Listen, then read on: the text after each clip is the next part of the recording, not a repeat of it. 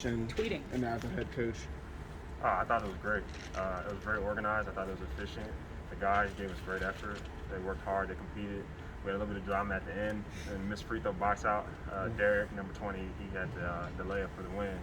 But it went really well, and I was pleased with the guys and just how much they gave to us. So I appreciated that. I don't know how much you were involved. You were involved some with Ryan and being on their staff as well. How much of that are you looking to take and learn from that and apply for your own staff? Yeah, absolutely. I mean, I've never done this before, so tapping into the knowledge that's in this organization with Ryan and Joseph Blair, Mike Miller, Pat Delaney, Zach Guthrie, like these guys have all been in the G League. Most of them as head coaches. So just understanding what's worked for them has been a big part of what we did today, and just taking that knowledge and applying it, it was helpful. How tough is it to kind of go through this process, the tryouts? So like some of these guys, it's like this means everything to them. It's like I mean, we see like the cuts like on Hard Knocks and stuff like that. I guess just kind of take me through that. And what would that look like? Do you guys call in? Like, how do you Sure. I mean, the first thing I think you got to have respect, right? This is their opportunity to play professional basketball, regardless if they're played in high school, played in college, or never played at all. So just understanding and having that respect for them, that this is their shot, this is their opportunity, I think is first and foremost. I think then you just have to be a human. I mean, don't treat people how you want to be treated. And so if somebody's not going to make the team, tell them straight up.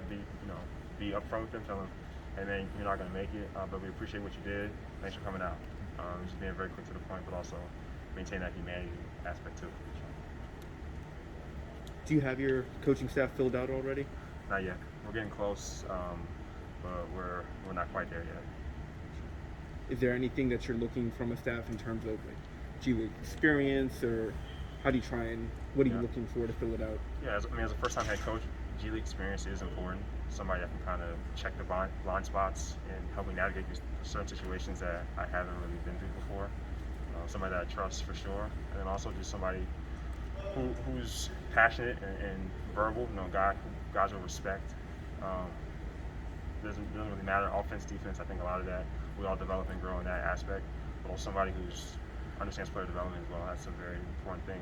Because at the end of the day, if you're a two-way, an assignment player, or just on a G League contract, you got to get better. And so coaches who understand that and coaches who are trying to help these guys grow and improve and develop is very important. Mike, remind me when you came aboard with the Wizards. My first year was 2018. How have you kind of seen the organization and the coaching staff? Amber was talking a lot about integrating with the Wizards, and like you guys are going to be on the road in Toronto, and she's hoping to kind of get you out to a Wizards game. How has that changed from that standpoint? You've seen a lot of different kind of iterations of this. Yeah, I think this is probably. Let me back up. My first year, I helped out with Jarrell Christian when he was the head coach, and it was the first year we had the team, so nobody was really sure how to mix the two teams. Like we were in the same facility, but there wasn't a lot of back and forth for coaches. Players were going back and forth as assignment players, but even then the integration wasn't quite where it is now. And now I think we've kind of figured out the best way to operate and the best way to run things.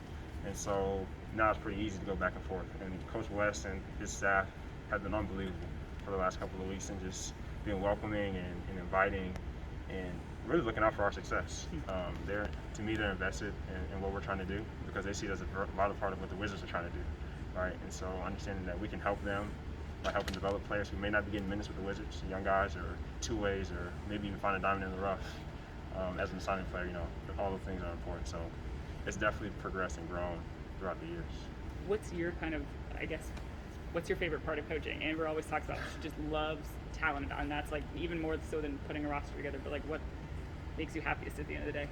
I love I love when something clicks on the player's head and you can see that the work that they put in is starting to show on the court and they get better. Seeing them feel like they're improving and growing, it's a great feeling. And so I think that's my favorite part, is just seeing that growth from when you first work with a guy and first meet him to the end of the season, and they're like, man, I got better. And that's what we're all here. We're trying to help these guys grow and improve and become better players, become better people. So seeing that arc is the best. What do you feel like you took from the bubble? Like what kind of sticks in your mind or what lasts? Yeah, I mean, there's so much. I think one of the biggest lessons I learned in the bubble is that empathy is a huge part of coaching. And being in the bubble, I was in both those. I was in the NBA bubble, I was also in the G League bubble.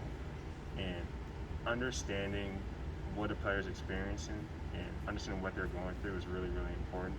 And I think it helps you coach them more effectively. Now, it doesn't mean that you're not holding them accountable. You're still holding them accountable the same way, but understanding that they may have something going on with their wife or their daughter or their mom or their grandma, like, you don't know. So just having that relationship, understanding what they're going through, and being able to empathize but still hold them accountable, I think is really important. And I guess from a coaching perspective, I mean, that's part of coaching too, but from a basketball perspective, I should say, being a head coach is a lot different than being an assistant. Yeah. When you're making a decision instead of offering a suggestion is very, very different. But it's also very fun, and you make certain adjustments based off of pick and roll coverage or who's hot or who's not hot. That tactical game is addicting. Now you sound like head coach. Yeah. Between Oh, I was going to say, since this is your first experience as a head coach, when you get the developmental player, they need to work on X, Y, or Z, and you're working with that person, are you prepared when you might have to go back and say, I'm not sure this person can do X, Y, or Z? I mean, you get one set of instructions, and then you're going to have to go back and say, maybe we can change that a bit. Do you feel comfortable doing that? Yeah, adjustments are part of coaching, and we may have a plan in the beginning, and we'll try it out, and if it doesn't work, we need to be quick to adjust, because if we don't, that player is going to suffer, and everything we're doing is for the players. And so it's really, really important not to be married to certain things, and be ready when it's time to change and go a different direction. between your contributions in the G League bubble, kind of made sense that okay, you would be a good candidate for this position now. Amber is talking about how you guys would be talking about if this era we would want to do A, B, and C with our philosophies. When you finally got the official, presumably from Tommy in Vegas, what was just that emotion and feeling like? I was just excited. I was just I never, going before the bubble, I never had the intention of being a head coach in the G League. I was just happy in my role and trying to do that to the best of my ability. And then when I met with Tommy to go there, he was like, "You're going to head coach 2 games." I was like, "Oh, okay." And I had to change my mentality a little bit. But that was the first time I was like, "Man, this is something I could do, and I think I could be good at it." And so then to have that meeting in Vegas, fast forward a couple months, and to hear Tommy say, "You're going to be the head coach. We believe in you," it meant a lot. And the trust and the faith that he has in me, that the Wizards organization has in me, I don't take lightly. And so just it makes me feel good and excited to help the Wizards, help players grow. So that's kind of where it's at. Did you get to celebrate in Vegas after the conversation? Let's say I celebrated alone for 10 days. I found out that I was the head coach, and the next morning I got a call from our trainer, Mike Ashton, that I had COVID. Awesome. Oh, man. That's great. Jeez. And so I spent stay the humble. last 10 days in quarantine, Oh but my gosh. it was cool. I called my mom that night when I found out, and she was so excited. She was driving, and she pulled up to the side of the road, and my mom has been. She's like, when's it coming out? When's it gonna be public? I'm like, Mom, I don't know. Like, you gotta be patient. But now it was just a really cool moment for my family. You've worked with a lot of guys on the Wizards level and elite guys, NBA players, John, etc. How do you go from, you're always trying to player development, even NBA veterans, but how is the process different that now going to a little bit below that talent from G League players? Yeah, I think being honest with them is really important. A lot of guys, for most guys in the G League, you're not trying out to be John Wall or Bradley Beal or Russell Westbrook or Spencer Dinwiddie, right? You're trying out to be somewhere between 11 and 15 maybe at the end of the bench. And so understanding that role and the role that you're auditioning for is really, really important. And then just being clear, like, this is what you do well, this is what you don't do well, and this is how we're going to make you better, right? And just having those upfront conversations and not letting certain things kind of fester, right? Guys get ideas and they start doing all this other stuff. Like, no, we got to nip it in the bud when it comes up. But then, we move forward. And make sure that players understand you have their best interests at heart helps having those conversations as well. Everybody good?